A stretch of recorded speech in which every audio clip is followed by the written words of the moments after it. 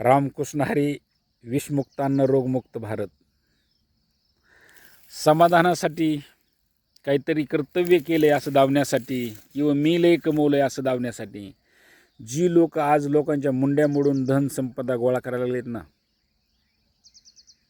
गोळा करायला लागलेत ना, अधिकारी असतील, सामान्य कुठलेही बी ज्याच्या हातात आहे त्यांनी जर लोकांना फसवण्याचा प्रयत्न केला किंवा लोकांचे पैसे बुडवण्याचा प्रयत्न केला तर कदाचित पोथी पुराण काय सांगते बघा, त्याच्या घरचा बैल गाय म्हैस होऊन तुला ती कर्ज फेडावं लागेल. का तर तुम्ही कितीही लोकाला बुडवण्याचा प्रयत्न केला तर तुम्हाला कष्ट तितकं लागल्याशिवाय पर्याय नाही. आणि तुमची तितका पैसा दवाखान्यात जाईन, कोर्ट कचेरीमध्ये जाईन, आणि कुणी हडप करीन, पण ती गेल्याशिवाय राहणार नाही.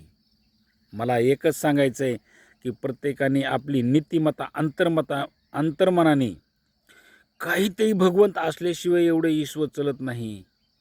काहीतरी असल्याशिवाय ही डोळे, कान, नाक, डोळे ही सगळं जे आहे का, ही सगळं जे आहे ती लोक म्हणतात बघ ईश्वर नाही आहे, पण ती सगळं बघतोय. काहीतरी ईश्वरामध्ये आहे, शक्ती आहे, कोणतरी हिशेब ठेवतोय आपला.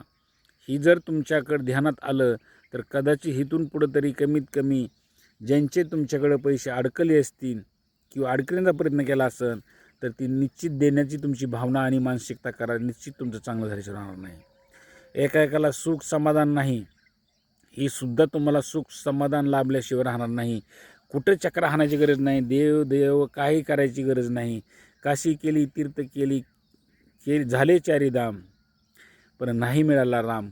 तुम्हाला राम कुठं मिळेल तर तुमचा जीव आत्मपरीक्षण ज्यावेळेस चिंतन तुमचं चांगलं होईल त्यावेळेस तुमचा राम तुमच्यापाशी असल्याशिवाय राहणार नाही.